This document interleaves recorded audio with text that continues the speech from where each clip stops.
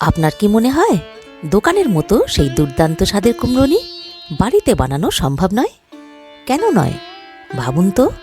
সন্ধ্যার নাস্তায় গরম গরম কুমড়োনি আর চায়ের মিষ্টি ঘ্রাণ, আহা! পরিবারের সবার জন্য এই কুমড়োনি বানান আর আনন্দের মুহূর্ত তৈরি করুন। চলুন শুরু করি। বাই দ্য ওয়ে, আমি সোনালি, আপনারা দেখছেন ওয়েলকাম ফুডি। প্রথমেই একটা বড় পাত্রে 150 গ্রাম বেসন নেব। আমি এখানে বেসনটাকে আগে থেকেই জেলে রেখেছিলাম। এরপর বেসনের সঙ্গে মেশাবো হাফ চা চামচ কালো জিরে, হাফ চা চামচ লবণ, 1/4 চা চামচ খাবার সোডা আর সামান্য হিং। সব উপকরণ সুন্দর করে একসাথে মিশিয়ে নেব।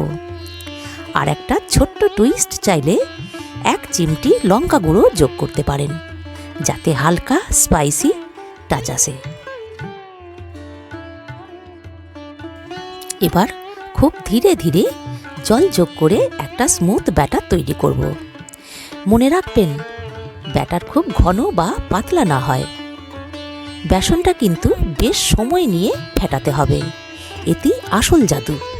একদম পারফেক্ট কনসিস্টেন্সি।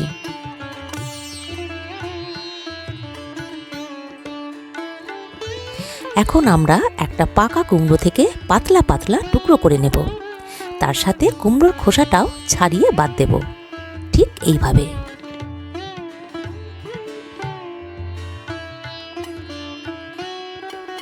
কুমড়োর পিসগুলো ধুয়ে সামান্য লবণ মাখাবো।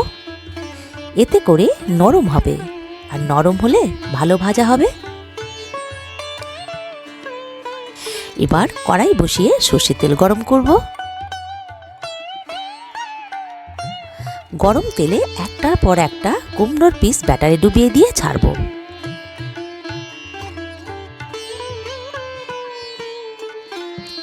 আপনারা চাইলে রিফাইন অয়েলও ব্যবহার করতে পারেন। মনে রাখবেন, একসাথে বেশি পিস ছাড়লে হবে না। প্রতিটা পিস যেন তেলে ডুবে থাকে। এক দিক হয়ে এলে অন্য দিক উল্টে দেব।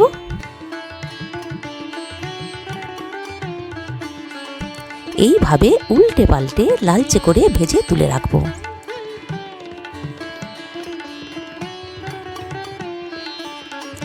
ব্যাচ বাই ব্যাচ ভাজুন। আর ভাজার সময় যদি ধোঁয়ার মিষ্টি গন্ধে মন উড়ে যেতে চায়, সেটা কিন্তু স্বাভাবিক।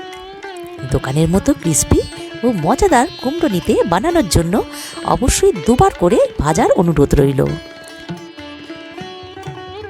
সবশেষে ভাজা কুমড়োনির ওপর একটু বিট লবণ বা চাট মশলা ছড়িয়ে দিয়ে গরম গরম সার্ভ করুন। আপনার কুমড়োনি শুধুমাত্র খাবার নয়, একদম পারফেক্ট দোকানের মতো ফ্লেভার নিয়ে তৈরি।